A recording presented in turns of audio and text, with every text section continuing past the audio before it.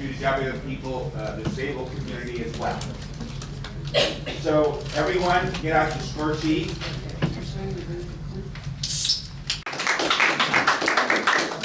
My name is Bob Derlett, and as mentioned, I'm running in the 4th Congressional District for Congress against Tom McClintock. She worked all her life in the various canneries in the Central Valley of California, think of Modesto and up and down, primarily in the tomato canning plants, until she could no longer work. The arthritis in her hands became so bad. She then moved to Tuolumne County, where she now lives, and she lives on Social Security. That is it. No savings, just Social Security, $1,000 a month. Now, half of that goes to pay for the rent in the mobile home park that she lives in. The other half goes for medical care. And you could say, well, wait a minute, she's on Medicare, but if you add up the Part B insurance, medications not covered, the Part D problem that was discovered, that's her other $500. So where does she get her food from? Yes. Food banks at the church. What are we doing to our Americans who work their butt off all their life and now have to rely on food banks? That is not right. The system is, you take your voucher and you give it to an HMO, and they are, quote, responsible for your care. Well, first of all, that HMO is only going to let you go to doctors that it contracts with. There may be none in Rockland. There may be none in Roseville. There may be none in Sacramento. You may have to go to Elk Grove next to Tom McClintock's house in order to receive your care. So this is bad. Not only that, if you go to the wrong hospital, you're on Medicare, but you're in this voucher system, you're going to be billed.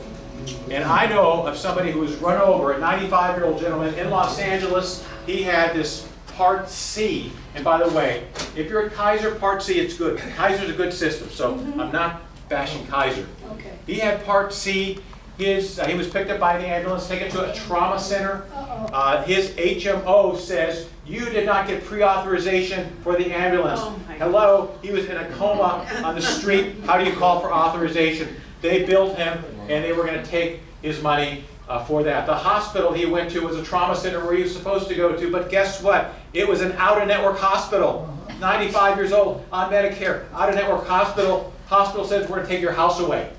Yes. And the only way to stop this, his daughter had to hire an attorney to stop this. So these are things, some of the things that need to be fixed. One of the headlines, because identity theft, 2 million people, checking accounts, as well as some credit cards, falsely issued in the name of people that had on the rolls. It's actually identity theft. And fees generated. How are they caught? Thank you, Elizabeth Warren.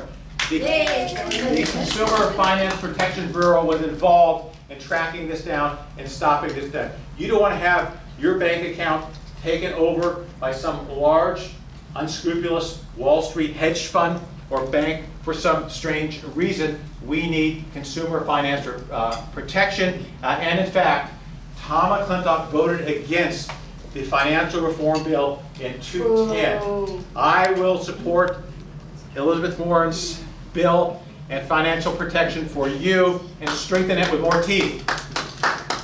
Areas in medicine where there are shortages, such as family practice, primary care.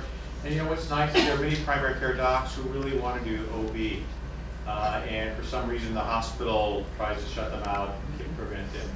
So, you know, there could be, the federal government could have a hand in that and encourage that. I think the federal government needs to have a better hand in encouraging more primary care physicians from our medical schools. And the medical schools get a lot of federal money for training, a lot. And we need to come in there with a bigger hand and say, look, you know, you say you produce primary care docs, but in reality you're producing super specialists, you know, that we have enough of and who actually charge a whole lot of money. Yeah. You know, as I mentioned earlier on, primary care, family practice is one of the most difficult jobs there is, and it's really the most cost-effective way to deliver medicine. And I'll say one more thing, and I'll shut up. I don't think the computer belongs in the examination room with you. It should be your doctor and you. And you can go in with the information, vital signs, etc., and talk and have people. And you can do the computer work elsewhere. Later. Thank you, Robert.